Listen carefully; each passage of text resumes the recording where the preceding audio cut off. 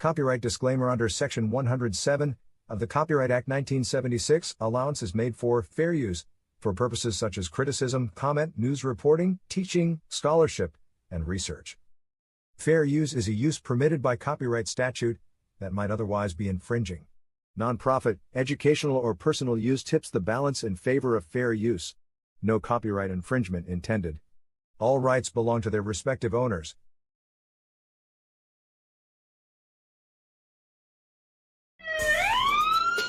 This is War Cry. We're on the wall crying out for our children, our communities, our schools, our churches, our families. This is War Cry. Welcome to our reality. Gun violence. Chicago, Philly, Detroit, New York, Atlanta, just to name a few. Our black children are dying day by day. This is War Cry. Police brutality. Hands up! Don't move. I can't breathe. Hashtag Black Lives Matter. Hashtag All Lives Matter to Christ. This is War Cry. Drugs, rape, mass shootings, school violence. This is War Cry. Galvanizing people to pray for our children and to take action. Let's march on Washington. We want prayer back in school. This is War Cry. Cameras, memorials in every corner in our neighborhood. Who died this weekend? Oh no, not Miss Martha's grandson. This is War Cry. He was only 16. His brother died last year. He was only 13. This is War Cry. We the people. We're the elected officials. This is War Cry. We need the church. Where's the church? Only on Sundays. Get to the streets, church. We need you out there. This is War Cry. Girl, be gone. Boy, be gone. Mothers crying. Fathers being locked up. Welcome to our reality. Identity crisis. This is War Cry. Oh, they're trying to remove our history off the textbook. Oh, critical race theory? It makes them feel bad. It's our reality. Fake reality shows. We want the real truth. Stay woke. This is War Cry. HBCUs under attack. This is War Cry. Equal pay for what we do. We want a reparation. This is War Cry. Ashes to ashes, dust to dust. Wait a minute. Is that somebody else they're burying that looks like us? Only 12. This is War Cry. Oh, let us come together and pray for our young people, pray for our communities, pray for our schools, pray for our churches, pray that the government gives us what we need, a fair opportunity. This is War Cry, home of the brave, land of the free. Who's free? Our men are locked up. This is War Cry. Hashtag mothers against gang violence. Hashtag fathers who love their sons. Hashtag what would Jesus do? This is War Cry. I know who goes before me. I know who stays behind. The God of Israel's army is always by my side. This is War Cry. We're on the wall. I know you as a father. I know you as a friend. And I have seen in the goodness of God. All my life you have been faithful. And all my life you have been so, so good. In every prayer that I am made, oh, I will sing of the goodness of God. Your goodness is running after me. Your goodness is running after me. With my life and now, I surrender now, I give you everything.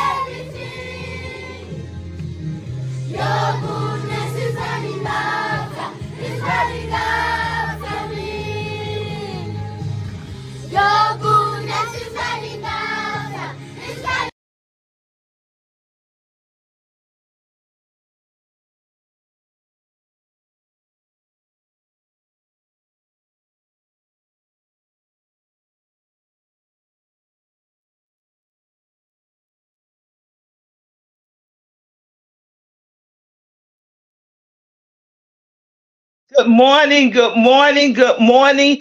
This is War Cry family. Subscribe with us. Be with us in our family and our communication. This is War Cry for our children. That's why I put that on there so you can see that children are crying out for God. Just as we're crying out for them and for justice for everyone, children are crying out for God. Welcome, family. Come on in. This is War Cry. War Cry for the Black woman. War cry for justice. War cry because if we don't cry out, who will? Now, Jesus said that the rocks will cry out if we don't cry out. I don't want no rock to cry out for me. I am a kingdom citizen and I'm going to cry out for the injustices that are taking place. War Cry, urban radio station. Bring in our audience. Bring them in. Bring them in. I am so excited today. I'm very excited today. Very excited about what we're going to talk about in our subject matter today. War cry for the Black woman. Now, before I go on, I just want to tell you about a book that I have. It's called The Conspiracy to Destroy the Black Woman. I don't know if anybody is familiar with this. It's by Michael Porter. But I would tell you to get this book because it has some great stuff in it about us and about different conspiracies that are happening and taking place right in front of our faces. Right in front of our faces, there is a conspiracy to destroy the Black woman.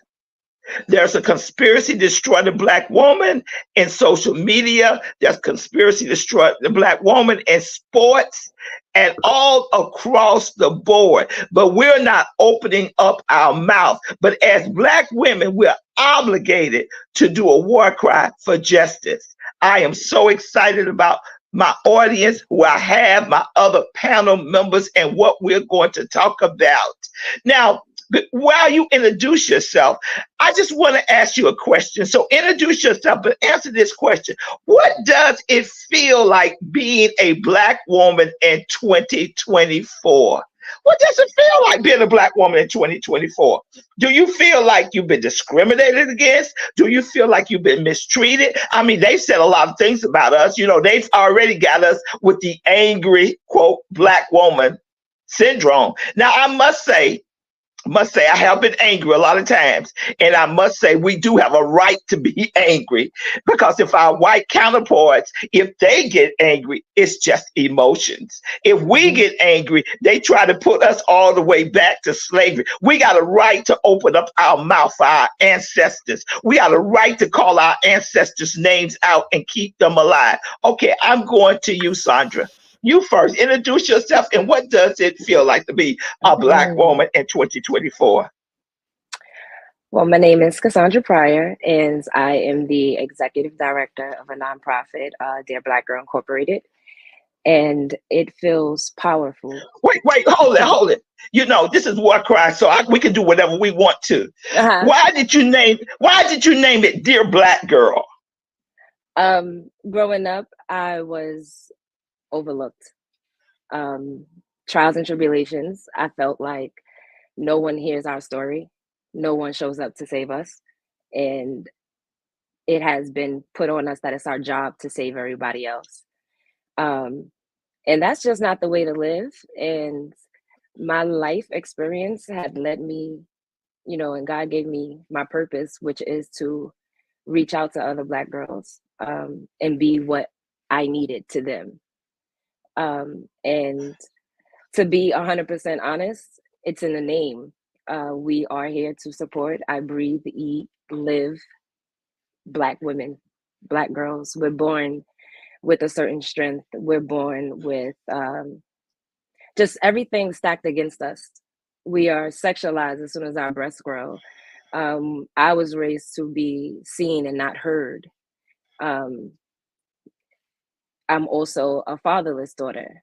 You know, on my birth certificate where it says father is completely blank. So for me, I used to ask why me all the time, but you know, God said it's supposed to be me. And I was supposed to go through everything that I've been through specifically just to help another Black girl. And I'm very passionate about us. I'm very passionate is just the word. For me, Black girls are everything. God said he chose us. We are the fatherless and the widowed. We are at the bottom of society's totem pole.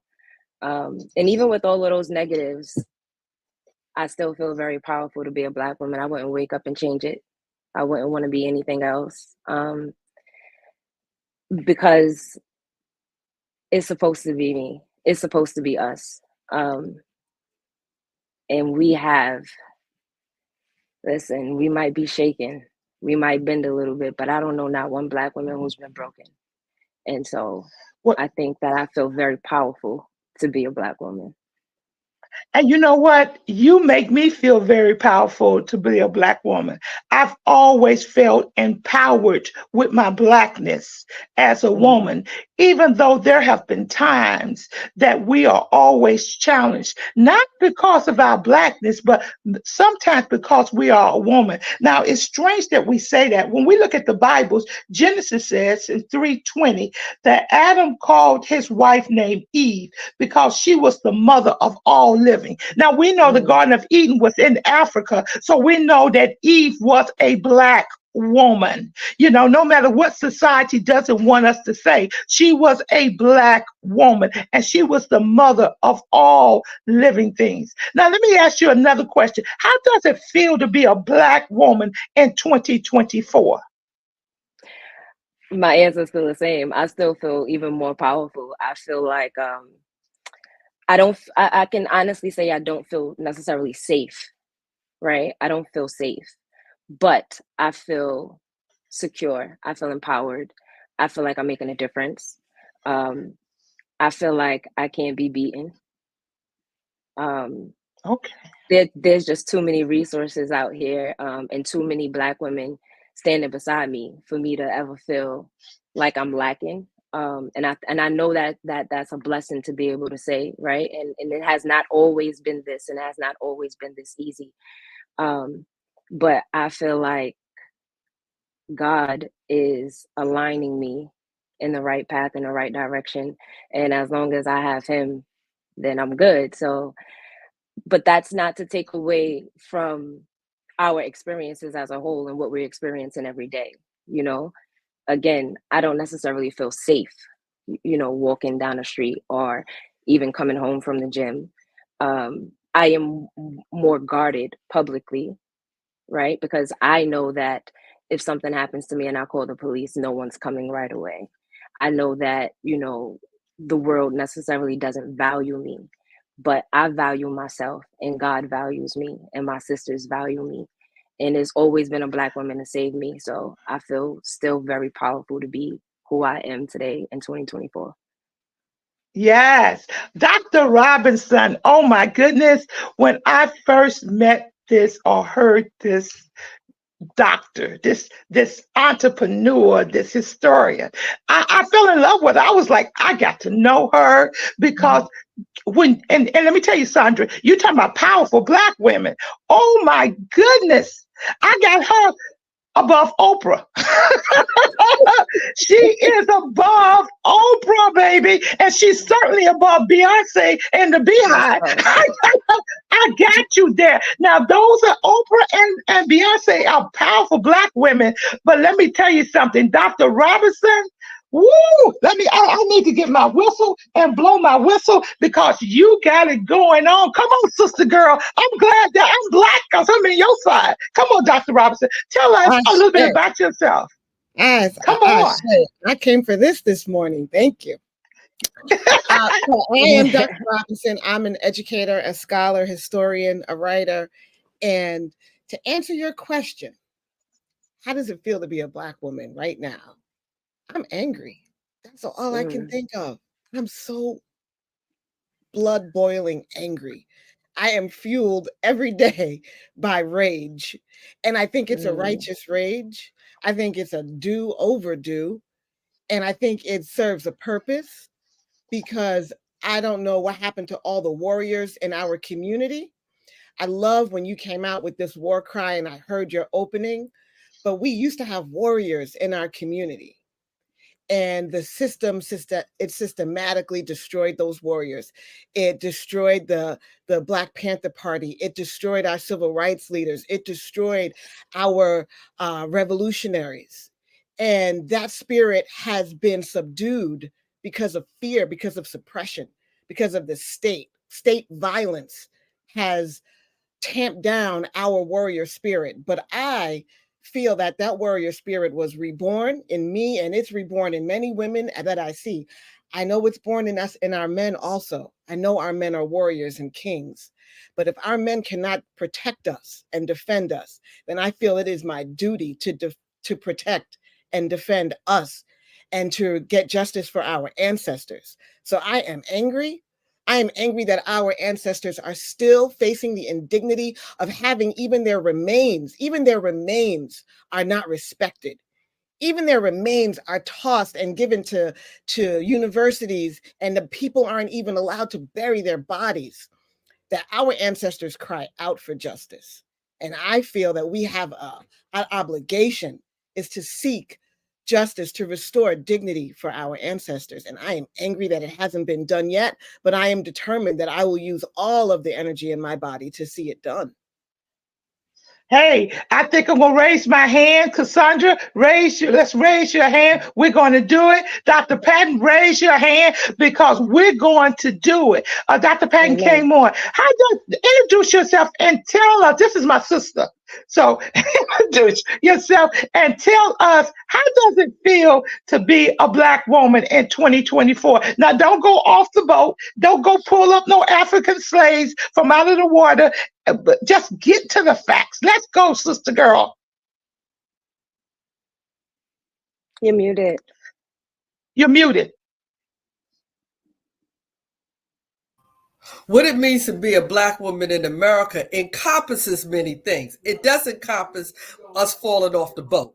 It doesn't encompass us not getting our rights. It doesn't encompass white men looking at us as if we're a sex object or a sex symbol. It does encompass. Wait, hold it. Let me go back because this is War Cry. And this is not the old show. This is not the wives of LA.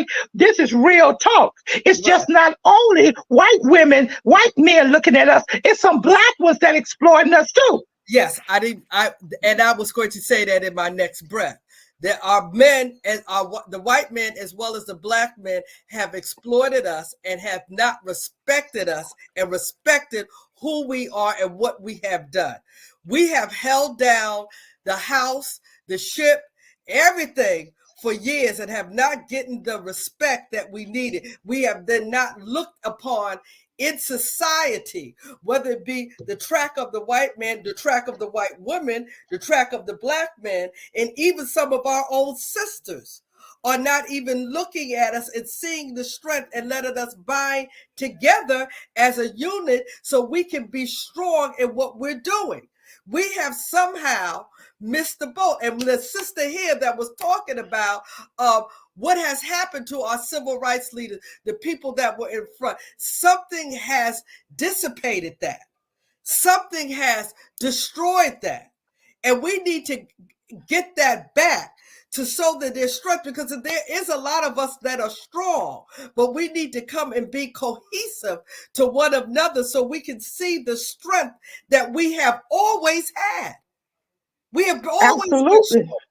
We have. That's why you have tenacious. That's why we have War Cry, which is an urban radio station. See, because let me tell you something. All these other people, I'm not interested in save the raccoons, the whales, you know, the whale. White people have all these different things, you know, this and that. But I'm interested in saving our Black girls, saving our Black boys, informing our community of things going on. See, if I was into saving the yellow duck, I would have millions of dollars. You know that, Dr. Robinson, people would pour in money. They would just give me money from every race. But because I'm into the urban stuff, that's why it's hard to get the message out. See, we don't even know when a Black child, a black girl gets kidnapped. Now they got the Ebony Alert and they got the what's the other alert? They got the Ebony Alert and now they have the Amber Alert. The Ebony Alert is the black alert that goes out. But I'm not even so sure of that because that's discriminatory to me too. Will they look for our girls at the same rate? Now, I was telling you guys before, I need you to get this book, The Conspiracy to Destroy the Black Woman by Michael Porter. Let me tell you, the brother lays it down. He lays it down. And I just want to read something from Dr. Porter's book, what he says, because it really moved me. All these chapters really did, really. But he says something here. He says about our 10-year-olds. He says that our 10-year-olds basically now are calling we're raising them to call our young girls bitchs, HOEs, all these skeezers. We're raising them with this language that they're hearing from rap music. So we're not even raising them in a culture to call them queens, to call them ladies. We're raising, and our young girls are responding to these names. They're responding to these derogatory names that's being called. They're saying, well, I'm a good bitch. Well, you know what? I look good as a WHOE, as a HOE. They're responding to this negative language. It's growing up in them. And sometimes they would rather be called that than to be nurtured by calling a queen or a princess. They don't want to be called that. What kind of princess? What kind of queen? Because we're not teaching our kids that. Now we're going to this poem, and I want you guys to tell me what you think about this poem. Engineer, bring the poem up for us. And this is War Cry.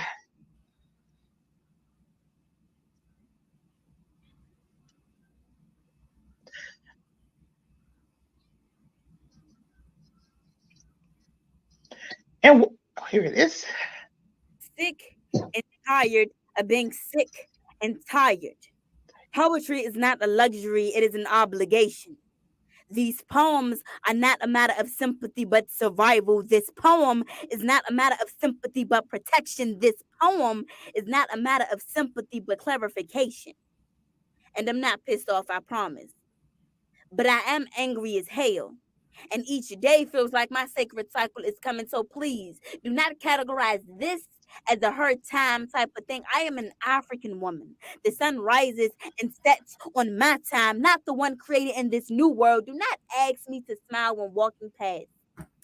If it is your last dying wish, the presence of she is a life and death matter by default. This is an ego trip gone overseas to Kemet. Do not ask me why my face looks angry.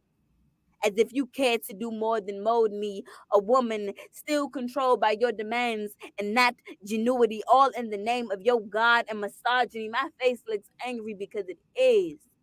My sisters have chosen exploitation over understanding, acceptance over accountability. Do you not understand that there is a class of women forced to smile as if their stories do not exist?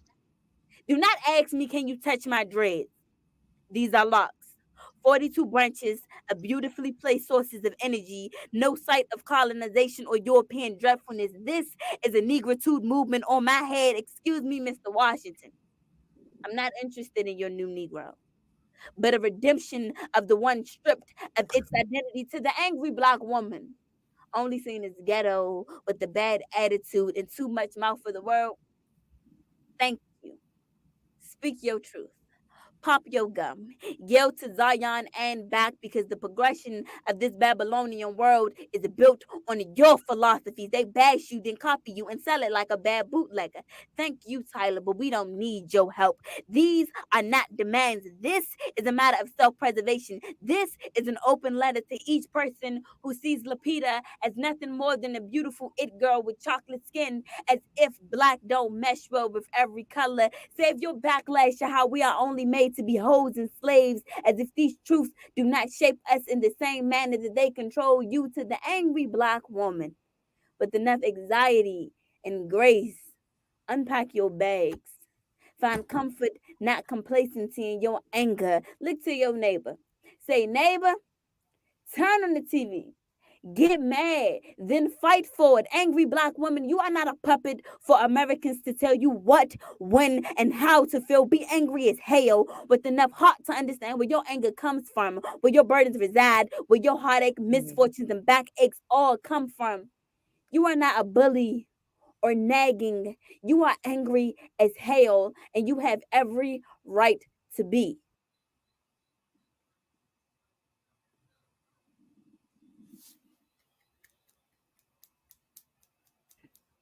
Ashe, ashe, ashe. Don't hear you. You're muted. Dr. Robinson is in your hands. You can You're start with your muted. presentation. Oh, sure. I will do that. Absolutely. It's in your hands. It's in your hands. What did you think about that? Because you came off like she did, angry. Yes, I am angry, and I felt that. I felt that in my bones. I reminds me of James Baldwin, who says that, you know, if you're relatively conscious in America, if you're a Black person that's relatively conscious, you'll be angry all the time. When you opened up with War Cry, I thought about Ben Crump's book, Open Season, about how there's a genocide on our people. And how can we sit by and not be angry about that? That's infuriating. I don't know if my slides will even play on this screen. It's looking like it doesn't want to. Oh, maybe it will allow me to share my screen. But Yes, I think the engineer has it. Engineer, could you put our slides up? Is that it right there, or will it? Okay. you know what? Oh boy, let's see. Oh boy, this is but what I did want to talk about though is the let's see if oh yes, maybe this will play. But I don't think it wants to maybe. Is that me that's sharing that, or is that you? That's probably engineer. Okay, Okay, go ahead. you could go to the third slide, because what I wanted to talk about was misogyny, and then there is a term that was recently coined around 2015 by a woman named Moya Bailey. It's called misogynoir, and I'm sure you've heard this term. And misogynoir is the idea that women are hated, is misogyny. That's the hatred of women. Misogynoir is the hatred of Black women, and you can go all the way back to Sarah Bartman, who was also called the Venus Hottentot, an African woman who was taken from her Kosa village in southern Africa and displayed in Europe. This is the beginning of the sexualization, the demonization, the pathologizing of Black women and of Black women's bodies in particular. Oh, her buttocks are so large. It must be a sign that she is sexually promiscuous or sexually available, and how this was used in many ways. It was used to inform Victorian culture, where they put bustles under their dresses, and to try to mimic this idea of having a large hips and buttocks. But it was also used in a way to criminalize and dehumanize Black women and Black women's bodies. And misogyny and misogynoir in particular, we can see, if you just I want you to run through those slides, because I don't want to spend a lot of time on them. But misogyny is particularly this hatred of women, and misogynoir is a great term for us to use. You could skip past that because that's a video. But what we have from the beginning of media in this country, you have mammies, you have Jezebels, you have sapphires, you have these images of Black women as stereotypes. And then, as you can see, we have these women. You could stop right there. You had those women that I just tried to show quickly, who have been in the recent years demonized by our culture. Jada Pinkett Smith. Why is she demonized? Because her husband did something and she gets blamed for it, right? This immediate, it's her fault. She's the evil. She's the source of the evil. And the same thing we see with Anita Hill. We didn't listen to Anita Hill. That was decades ago now, 30 years ago now. And I wish we had listened to Anita Hill, but we didn't listen to her. Again, we see this continual demonizing of Black women, that we are seen as the problem, even when men are behaving badly.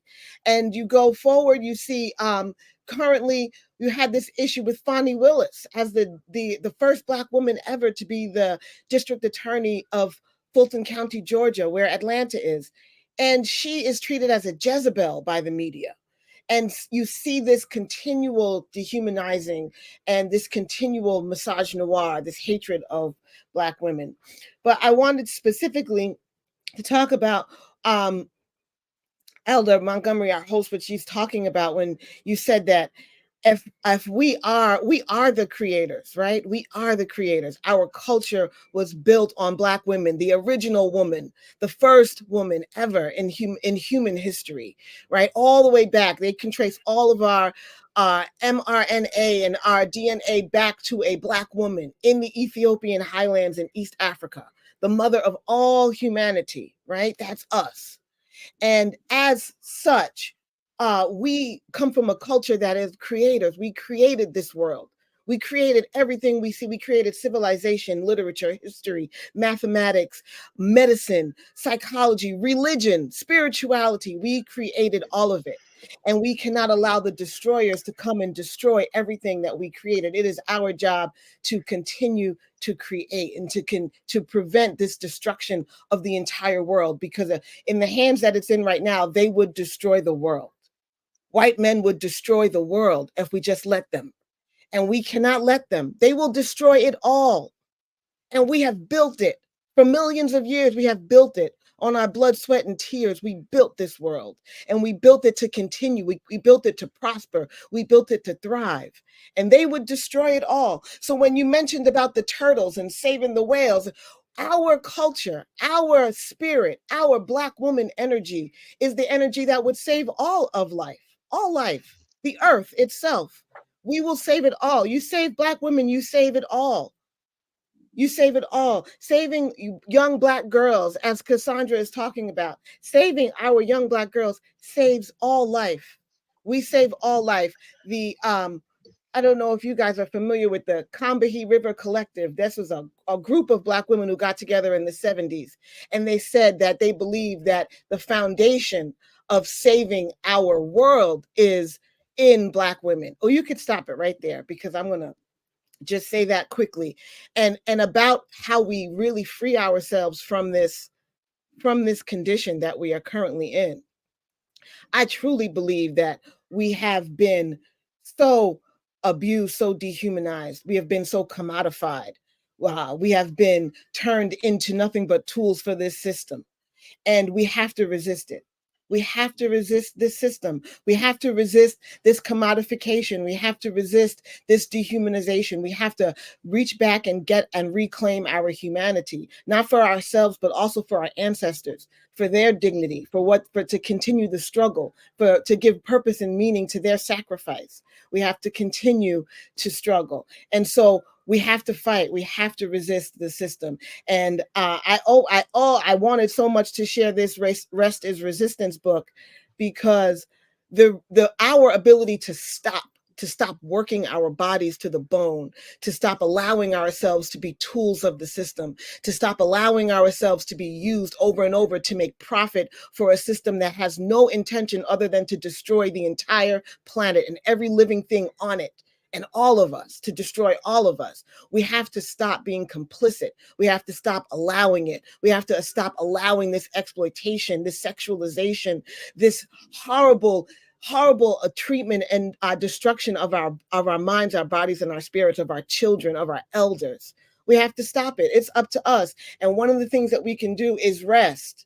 And when we just stop working so much for the man, stop working so much for the system to make a dollar. When we just stop and we actually allow ourselves to go inward, to have spiritual moments, to dream, to go into a dream state, to have actual sleep and rest, which they've told us is a luxury in America. You can't sleep.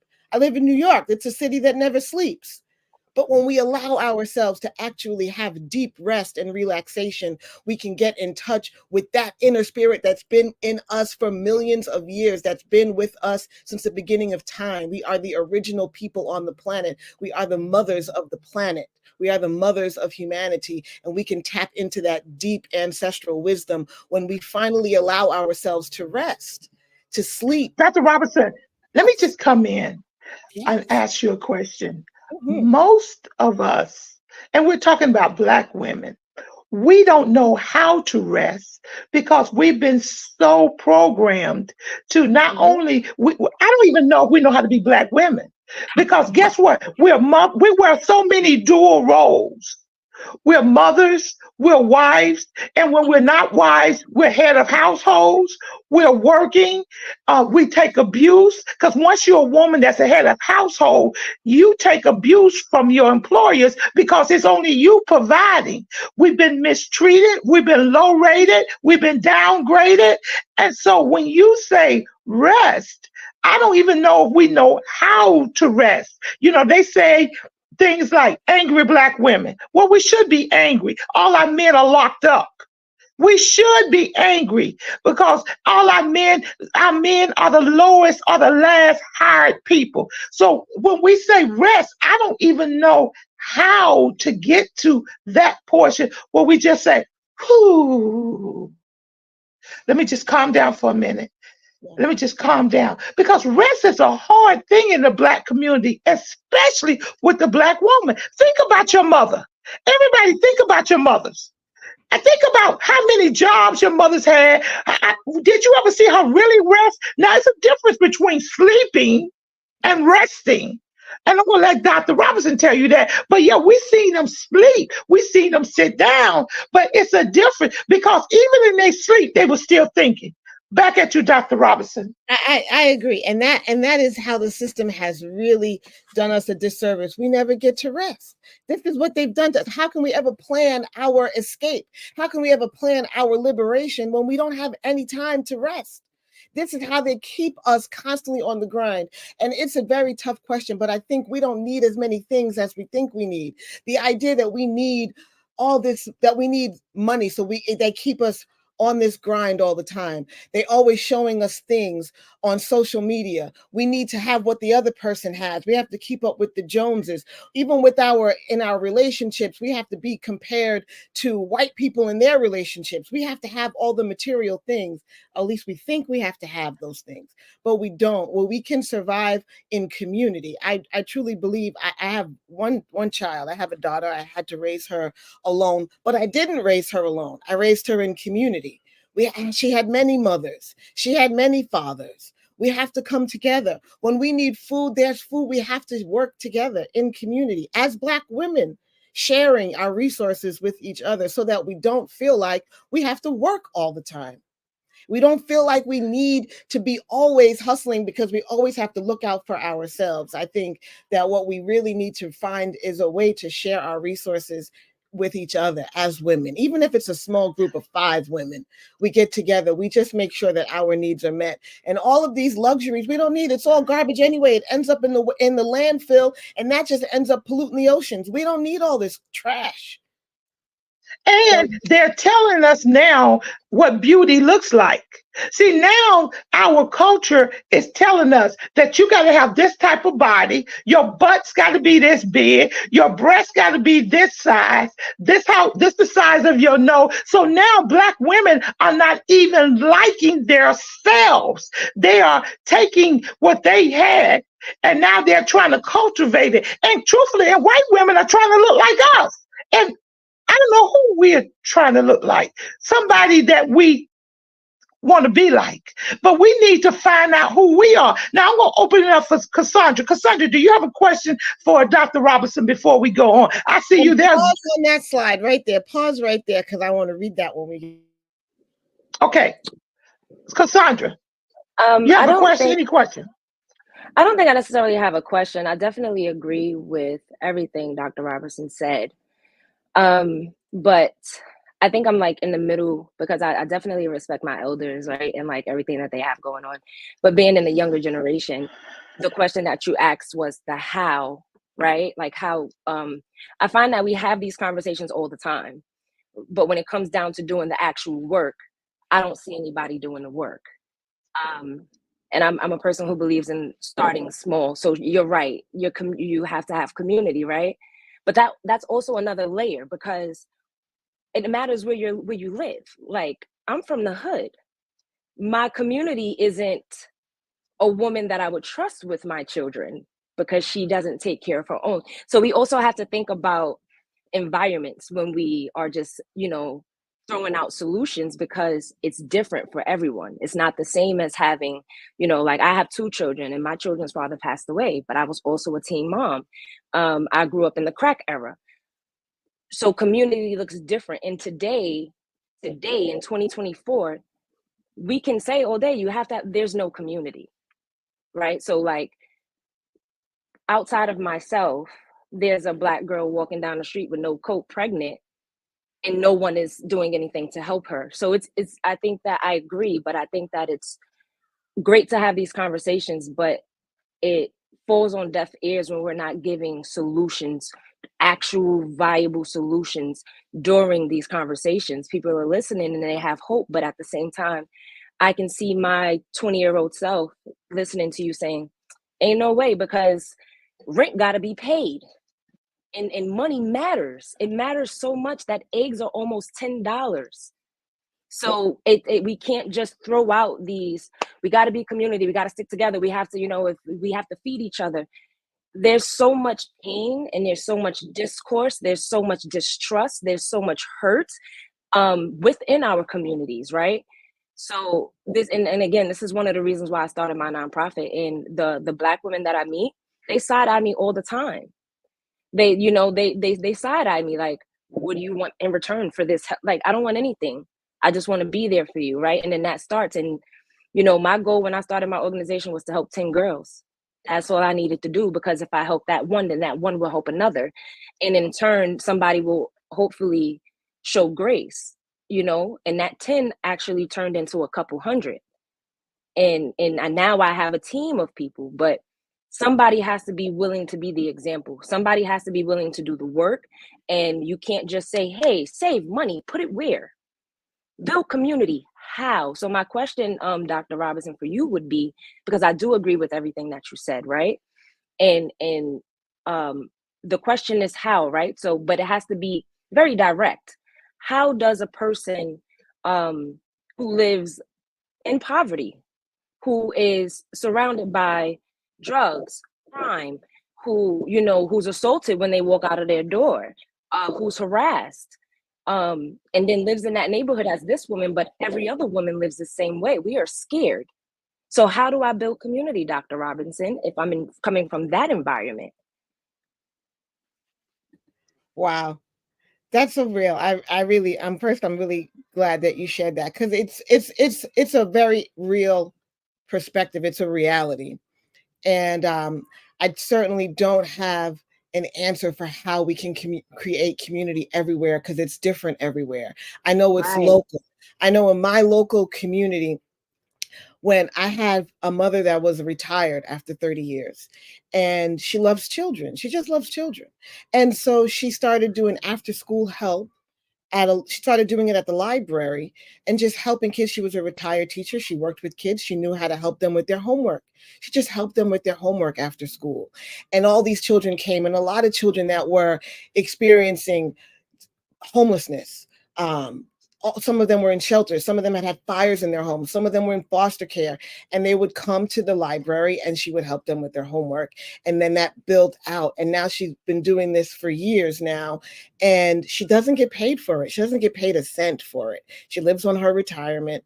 And there are resources in our community. A lot of times it is our elders who have a little extra time. There are also people who have a little extra resources, and we have to bring them into the fold too. We feel impoverished, but we're not always as impoverished as we think. We have access to resources that people in other parts of the world would kill for, right? We have some resources that we are able to utilize, and there are people in our community that are able to that are willing to volunteer and willing to use their time. And so now, this little program that they have, we get some funding, a very small amount of funding from the local municipal. We get some of that summer youth money, so we were able to hire some young people in the summer to come and run a little summer program. And there are just ways, and we're always not don't always have enough money, but we're able to then just keep that system going. And because people see it, it teaches the kids that they have a place they feel like they can trust. They see, it's by example, they see. I was very fortunate to have an example of two parents actually that were very community oriented. So I've seen it. And I know that there are people who are not just out to make a dollar, who are not just there just to make money off of you, just to exploit. And so you have to see it though, and you have to be a part of it. And when we can be that role model and show by example to the young people that we're here for you. We're not here just to get a check. We're here to help you. We're here because we love you and we share that love. And love is an inexhaustible resource. Love is a resource that we can give freely. We can love each other freely. And when we do it, it's always so unexpected but surprising to see that the resources come. I mean, we get donations and stuff. We get donations for. Let me come in. Let me come in, Dr. Robinson. I want to tell you how we can help. We can help because we have Cassandra here. And we see what she's doing as a young person. So you know how we help? We gravitate to her because her first idea was to help 10 kids. Now it has increased. So we put our resources beside somebody who's actually doing it in the hood, in urban America, not suburban, but urban America, then we can build on it. And then she will be contagious. Then little satellites can begin to take place and take off in our deprived community. That's how we help. We got to get behind her to help. And then when we push her, she pushes other communities. I'm sorry, I had to say that because that's how we help. When I first met her, I want to help. Period. What do you need? And she's down the line now. A lot of times we throw money, but we need the ministry of presence there. She needs someone to walk beside her with wisdom as an older woman. Come on here, somebody. I'm not putting my age out there, but as a mother figure to show the people she's working with that we still got Black women of integrity in our neighborhoods. It doesn't have to be my neighborhood. Her neighborhood is my neighborhood. We all from the hood. Come on here, somebody. Come on here. So I'm sorry I had to come in, but that's what we do, Dr. Robinson. Yes, that's what we do. Ashe, 100%. That's what we do. That's what we do. That's what we do. We help you, sister. We help each other. Yeah. Right. We're gonna help you. We're gonna help you. You know, we've got enough wisdom on this line between three of us among ourselves here that we can push you and help you and advise you and be with you and do everything you need to push you to the next dimension. And Sandra, I'm sorry, but I got to say it because if you're doing that, we all need to do it. Dr. Patton, what do you think about it? You have any questions? Well, what you said is correct. I agree with a lot of things, but I think what was stepped upon is that, and you answered that, we need to, when we think about how we're going to help our communities, when we think about that our sisters and our children are afraid to walk into the community, when we think about that, when we see that there's someone over here that's doing this, that we all, as you say, have to gravitate towards her because it'd be contagious. When we think about, we have to also talk and maybe have go door to door. I'm always thinking about people would go into the school system and talk to the children to let them know that this stuff is available. Now, the issue is a lot of times in the school system, things are available, but it's available to the teachers and they get paid, the teachers that are there. What our children need is they need to see people outside of the school that are willing to help and willing to do. People outside of the school that are in their community that are doing many, many positive things. And I think that that is the key for the success for our children. When we see this young lady doing this, we need to gravitate, like you say, towards her. And outside the community, the school is in a box. They don't want to allow too many people to come in to touch the kids' lives. But this is the situation situation, when we have things like this in our community, that we will be able to touch our children's lives and not isolate it to just the school. And that's the problem, because we only see those teachers, those situations, though there's not another perspective, because the perspective that this young lady is that she's in the community. That makes all the difference of how our children perceive things. Yes. You're muted. You're muted.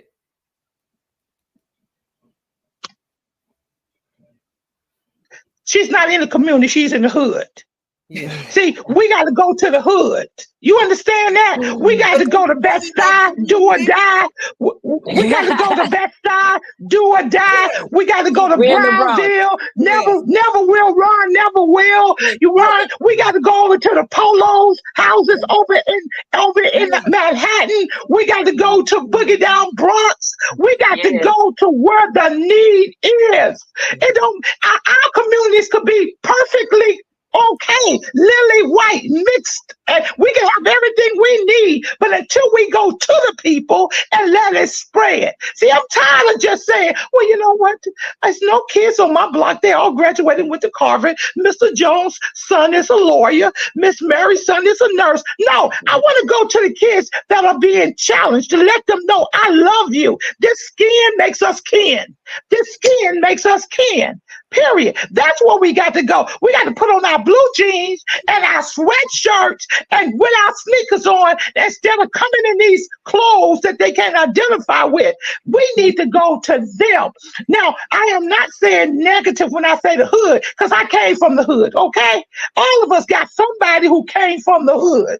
Period. So I can identify with my people. Our girls are in a crisis. They sure are. Amen. Our girls are dying prematurely. Our girls are growing up too fast. Yes, they're being exploited. Look at the statistics on human trafficking. It's horrible. I was talking to a social worker. Well, I was on the program with a social worker. I took a class on intergenerational trauma. And one of the things they said was that when they interviewed some of the human traffickers, and then they interviewed some of the people that these girls were sold to, one of the things that one of the white men said that had bought this little black 13-year-old girl was that the reason he wanted her and her blackness was because she was a different color from his daughter. Now that's a pervert statement. Period. So it makes it less evil if I do it to a black. That's right. That's right. So we've got to do something to change that. I don't care if it's one of us. Only one person died for us and saved the whole world. I don't care if it's 12 of us. It was 12 men that changed the whole world and turned upside down. We got to begin from somewhere. And I want to begin with dear girl, dear black girl. I mean, we failed our black girls. We failed them. We got to come to it. We failed them. They don't want, you know what? Our girls don't want to grow up and be like their mothers. Our boys don't want to grow up and be like their fathers. Half their fathers, they don't even know. And it's okay. It's really okay. But where are the role models at? I can go off on a tangent, but dear black girl, I'm feeling you. Thank you. I'm feeling you. Okay, Dr. Robinson, continue with your review on the exploitation of the black woman who don't even know she black. Some of us bleach our skin. We don't even want to be black. I don't want to go that way. Let it go. I said go. Well, we're talking about these young girls, and if they're mothers, I mean, I'm their mothers. They're mothers. I'm their mother's age. They're getting the butt implants. We talked about that. The skin lightening. Excuse me. Why would they want butt implants? I have no idea. Well, I can tell you, it's a lack of love. Our homes are broken. And if there's nobody telling me that I'm beautiful, that I am loved, if there's nobody looking at me and pouring into me in a positive way, and only so every child you see, every toddler you see has a tablet in front of them. Mm-hmm. There's no hugs and kisses. And I'm being real because I mentor I have a 12-year-old girl with a birth control IUD in her arm right now. It's very real. I have girls that I meet, and when I go to give them a hug, they cringe. And so social media, Instagram, Twitter, Snapchat, is telling me what I need to be. Like you said earlier, they're telling us how to build our bodies.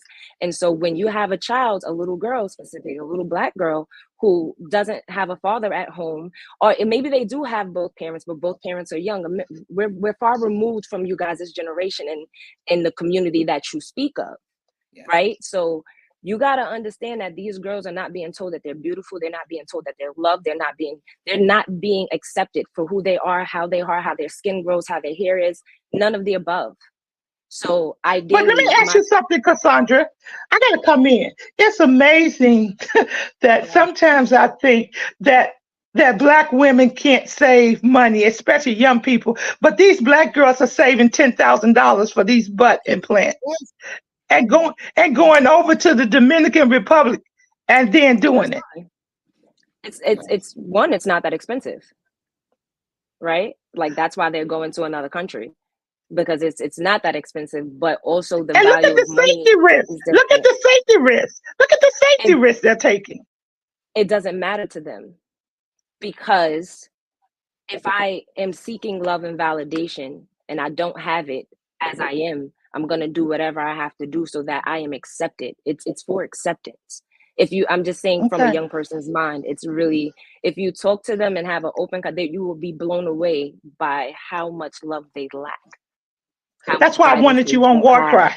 That's why I wanted you on War Cry, because you bring that which we don't have. You bring that youth definition to us, because we'll sit here and say, oh, well, everything is nice. We'll just live in our little cupcake suburban area and volunteer at the library. No, we got some real problems, and we need to do more than that. I challenge each of you to compliment every little Black girl you see and watch. It's unheard of to be called beautiful. Like you said earlier, I'm a bitch. I'm sorry, my language. I'm a this, I'm a that. Yeah. I'm everything but the child of God. I'm everything but a beautiful person. I'm everything but smart. I'm everything but intelligent. I am told that I need to shake my body or do this or wear this in order to survive and live and eat. I have young girls doing things that you wouldn't even imagine for $40. Yeah. Inside of the school bathroom, inside of the staircase. And then as a single mother, I have no choice but to work. I have to work to pay this $3,000 rent because there's no help. Right. So I can't be a mom in work and put food on the table. So my kid has become a latchkey kid, and you got to be responsible and do what I say. But how many kids are going to do what their parent says if their parent is not there? So again, it's layered. Right. There's no easy answer, but it's not as simple as y'all think. But the easiest answer is that our children are lacking love, and the adults are too busy. They're too scared. A lot of adults are scared of these children. They won't even correct them in the streets anymore because they want to make it home to their families. But why are we you got that right? Children that we love them. Why are we not seeing? Why is that? That doesn't cost us anything. Why are we not? I don't have the answer to why adults aren't doing. Like, for people tell me, what you're doing. Well, let me come in. Why are we not even speaking to our children when we see them walking down the street? We're afraid. When we see 4 boys standing on the corner, we're afraid that they're gang dealers, and we don't speak to them. We never say, hi, young man. How you doing? We never say, oh my goodness, hi young girl, how you doing? We never even speak to our kids anymore. You know what? We're too busy. We're either on our phone, we're too busy. We don't rest. We have the power to change. We all have the power to change. Yeah. That's why I said I challenge y'all to speak to every young kid you see. I challenge you. Yeah, back at you, Dr. Robinson. Back at you. Back at you, Dr. Robinson. Continue on. I do that instinctively all the time. And I do see that it matters. And I have to repeat it all the time. But it's just instinctive. I don't really think about it. I call them all beautiful or princess or gorgeous or what have you on the young men all the time. And we do have to speak to them, I think it really does matter, but it needs to be pervasive. We need to send a message. We need to pamphlet or something to get this message out that we all need to be embracing and sharing, showing love to our young people. We absolutely have to. And it's also the messaging. They don't need to be looking at the social media all the time, but it's the messaging. You have, the lighter you are, the prettier you are. You have to be mixed to be beautiful. All of these messages that they're getting all the time, we can counter them. Dr. Frances Cress Welsing said a long time ago that if she had Oprah Winfrey's money, she would put on a parade every year with the blackest Black people she could find, the most beautiful Black people on the planet, and let them see it. I mean, all the blue Black people, and let the world see it, let our children see it. So we have to continue, it's subliminal. We have to continue to give them these messages and let them see how beautiful that deep melanated skin is, how beautiful we are in our natural colors, in our natural clothes, in our natural environment. But if we don't keep, it's all that subliminal. They know by the time they're 5 that Black is the undesirable, that they want the white guy over the Black guy. They know that already before they even get to school. They've got that message. So we have to be very vigilant to counter that message. It's like we're up against a beast. It's like we're up against a gorilla and we're like a tiny little mouse. We just have to be vigilant because that gorilla is real. And that's the social media. I hate to say that. I don't use it. And I know my daughter does use it. And I think that it is one of the worst things that we have right now as our kids. Because let me tell you, not just social media, but guess what? The reality shows, the fake reality shows that says it's okay to go from man to man to man. It's okay to go with your sister's husband. It's okay to sleep with various people. The images that social media and the media has put on us makes the images that our young girls see something negative. They want to be like that. Go ahead, Dr. Robinson. Go ahead. I think we're letting the Black man off the hook. And you know what? Since why do we have to do that? We don't have to continue to do that. They need to be called out for their behaviors because a lot, like you said, they're the ones that are sexualizing and looking at the young girls behinds all the time. I saw something popped up here about Kanye West giving Kim Kardashian a proposal after she got her butt implant. I mean, these are the things that we're allowing Black men to get away with. And I recently had a long discussion with a group of professional, educated Black men with college degrees and jobs, and they're in a fraternity, and they are going to the Dominican Republic to engage in sex tourism and spend their money to give to and exploit young brown Black people, women and girls in the Dominican Republic. And this is acceptable. And this is not acceptable. It's not acceptable. And we have sororities that need to be engaging in urban communities. I understand the importance of community service and giving out food, but we need you to engage in conversations and be role models. By the time we get to college and pledge a sorority, our norms are already formed.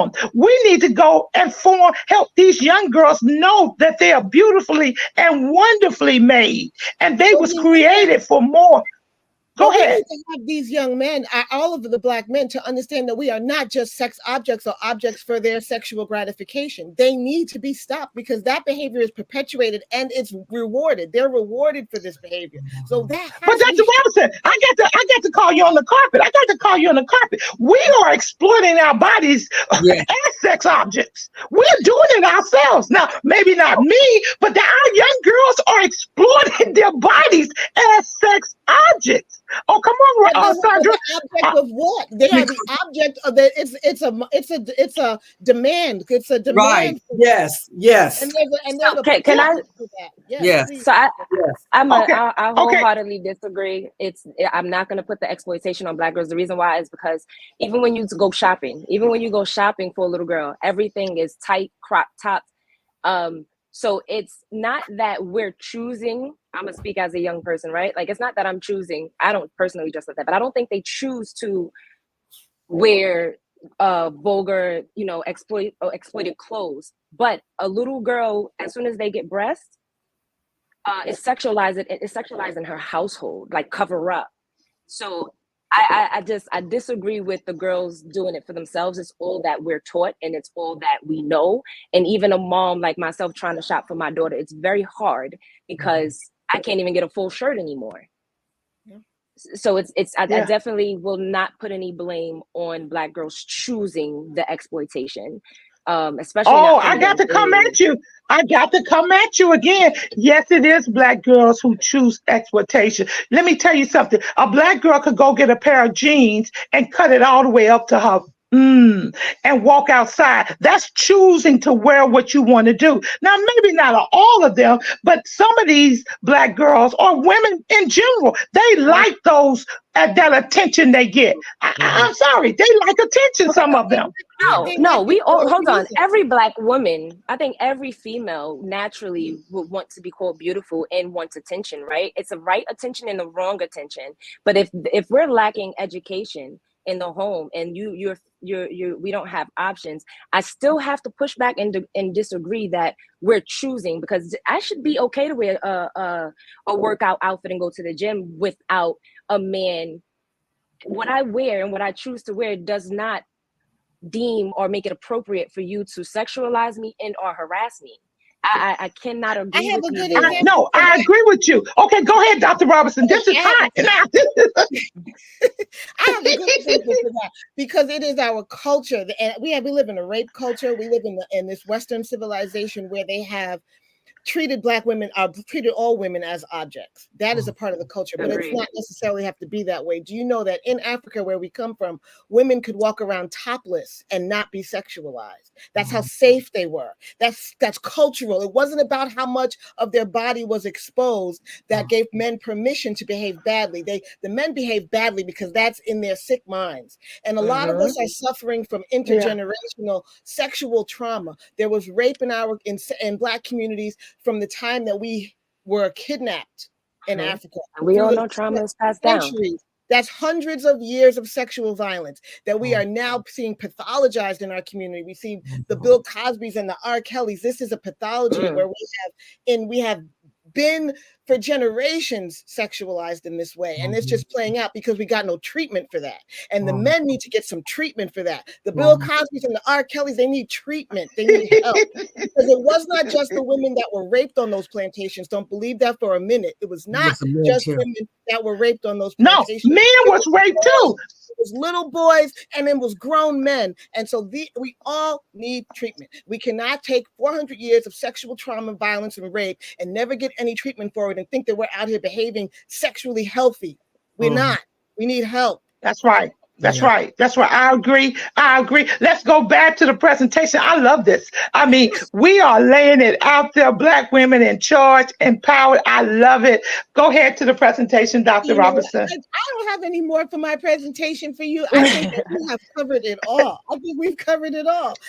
There was one other thing that she said. I just thought I would recommend this book, This Rest is Resistance, because she really lays it on. She's a minister. She comes from a Christian tradition, but she really lays on the importance and the value of rest. And one of the things she says is that this resonated with me so deeply, is that our ancestors, the women on plantations, worked every day from sunup to sundown. They worked throughout their entire pregnancies until the moment they gave birth.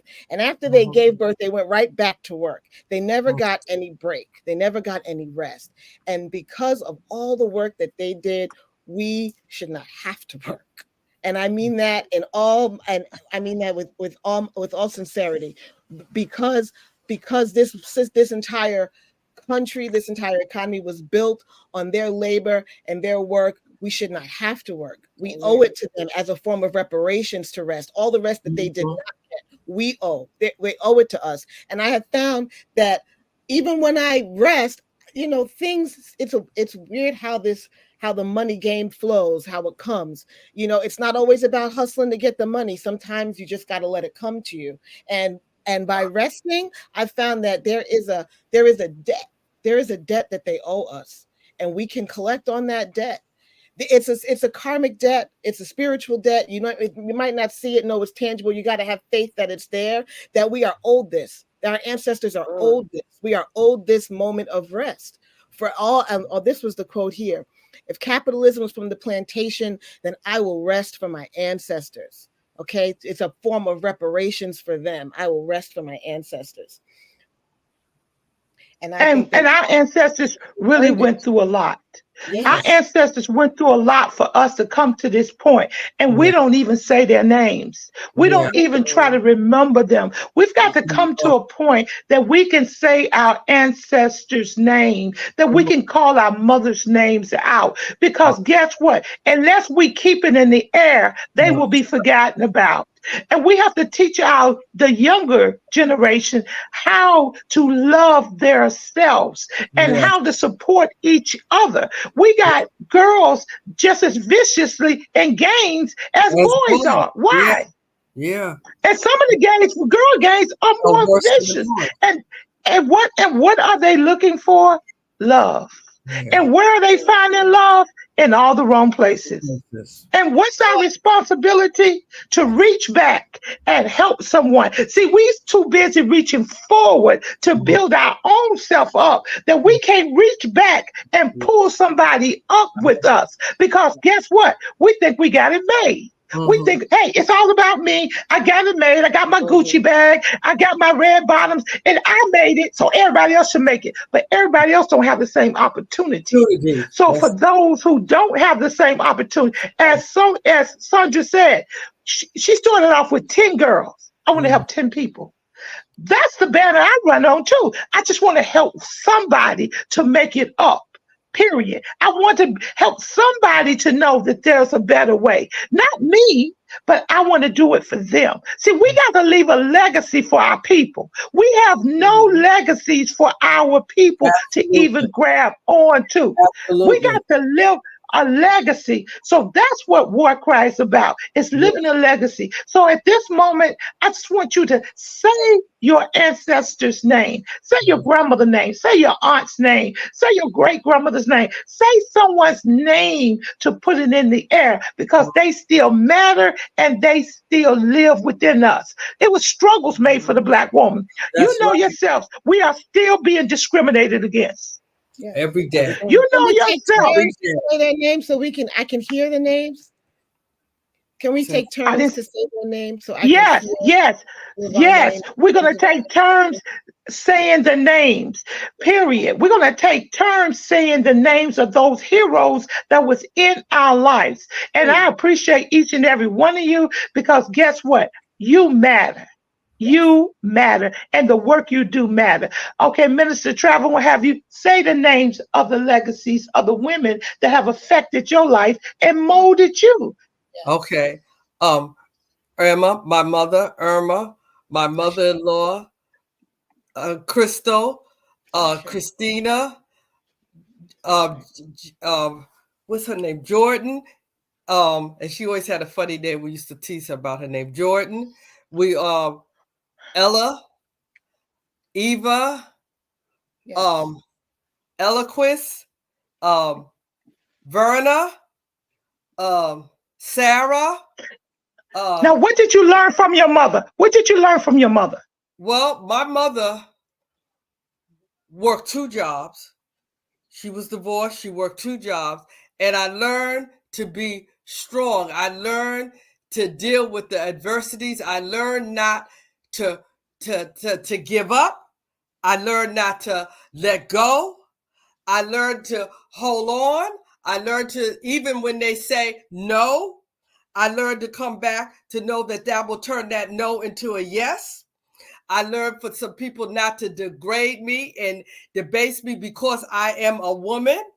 I've learned that. My mother was was a very strong woman. She wasn't an educated woman, but she worked very hard. And she said to me and my sister, I didn't have a choice about what I did, but I want you to go to school so you will have choices. She said, I didn't have choices, but I want you to have choices in your life and you to do the right thing in your life, that you could be able to be strong. You always need choices. She said, my generation was fixed where there was nothing there for us. We had to take the little tidbits and try to make, like my mother said, $1 out of 99 cents, which was hard to do at many, many times. But she said, I want you to have choices in your life so you can be successful in a way that I couldn't be. Okay. Okay. I'll go next. I learned from Big Mama. I think everybody can identify with a Big Mama. I learned from Little Mama, who was Big Mama's daughter, which was my grandmother. Mother. I learned from my Aunt Estelle. Everybody got Aunt Estelle's in their family. I learned that, guess what? My great grandmother, my great great great grandmother was a slave. And she bore my grandmother, which was Viola. And she told us all the things that her mother told her. And my grandmother told me all the things that her mother told her. And my mother has given me wisdom on how to fight. See, my mother was a cultivator because she was what the norm thought back then looked good, high yellow, high cheekbones. She got to go to places that some of our darker sisters didn't go to. You know what I mean? So she would come back and tell me and take me to those same places. So I learned how to be resilient. To be resilient, a word that I don't think Black people really understand. To keep going even though the odds may not be for you. Resilient. So yes, put their names out there. Strong Black women, not perfect, but knowledgeable about who they were. Cassandra. My turn. My mother, Lynn Smalls, and my grandmother, Cassandra Pryor. And my list would end right there. That's how far removed I am. But they are two of the most self-preserving women I've ever met. I got a lot of my softness from them. So, my mom's softness. Oh my God. I've you are a lion. You are a lion. You're lying. No, I'm not. My mother loved me, hugged me, kissed me. My grandmother, they poured life into me. They told me I was beautiful. They put the battery in my back, and they did it softly. Because we don't have to be taught and loved hard all the time. That's right. So I'm very proud to say that my grandmother and my mother taught me softness. And they taught me how to nurture. So I owe that a lot to them. That I may not have the resting part down, but I have the preservation part. So I am grateful to Cassandra Pryor and Lynn Pryor. Absolutely. I am so proud of you. And I hope one day I could be on that list as a loudmouth that walked side by side with you, because you are a wonderful Black woman. Okay, Dr. Robertson. Okay, my great grandmother, Ellen Johnson. My grandmother, Jean Johnson. My great great grandmother, Octavia Booth. My mentors, Mary Baird, Amanda Houston, Carlene Polite. And I always say all the mothers and all the fathers whose names I don't know, those whose names I know and those whose names I do not know. I am thankful. I'm so grateful that they taught me to fight, that they taught me to love, because I think love is the struggle. Love is the beautiful struggle. And to just continue to fight. They were dignified. One of the best lessons they ever told me is never let them take your dignity from you or show them that you've lost your dignity. So to fight with dignity, and to keep our crowns on, and to love each other, to love ourselves, and to love each other. I wanted to also share that we talked about all these things that I'm calling this misogynoir, all these things that are out here hating us. But the one thing that was very uplifting for me this year or in the last 12 months, was the Color Purple release, the new movie that was out, and the book in general by Alice Walker. I feel like that is an expression of love. And we have art, we have poetry, like the poem that you played in the beginning. Yeah. We have visual art, we have dance, we have theater, we have music. These are our creative arts where we as Black women can share our expression of that self-love. It can go even beyond those 10 people that we touch and that we hold their hands, but our art and our creativity can go beyond generations, even for even decades. It can go and it can change minds and change hearts. We have those Nina Simone songs, we have that Aretha Franklin, we have those messages of self-love that still are with us today. So I think that we have to put put our energy into that creative art. One of the, you know, we mentioned Beyonce earlier, but that beautiful, some of those beautiful expressions of Black love that I saw coming from her, those are important. Those are very important. They're crucial that we embrace those. Black people are beautiful. We are beautiful. Black women are beautiful. We have to keep that message going. And I think that our art is one of the best ways that we have to really share that and try to break through the noise. And another thing too, I want to add to it, the oral translations. We've got to pass the oral stories down to our children and our children's children about who we are as a people. We can't allow the oppressor to tell our story. No. We can't allow the oppressor to be the voice that our young girls and young men hear. We've got to rise up and let them know where we came from. And once they know where we came from, that we was kings and queens and we owned lands and we discovered things, and that's important because our Black children, period, they don't understand their heritage. They're lost because they're disconnected from the trauma that actually took place and knowing where the trauma came from. And now the white media is trying to silence that. So our voices must be raised up, and we must support organizations that support our culture. We must support it. This is War Cry, and we've had a great time, and we had a great community. I love you guys. Give me one word before we leave, and I'll start it off. Endurance. One word. Sandra? Inspire. Sandra? Inspire. Okay, one word. One word, Doctor. Okay, one word. One word, Trevor. Strength. Okay, this is War Cry, another great neighborhood, another great community. Thank you, ladies. Black power, women power, girls are the same. War Cry, join us next. You won't see this nowhere else. This is War Cry. We're fighting for our children. Amen. This is War Cry. We're on the wall crying out for our children, our communities, our schools, our churches, our families. This is War Cry.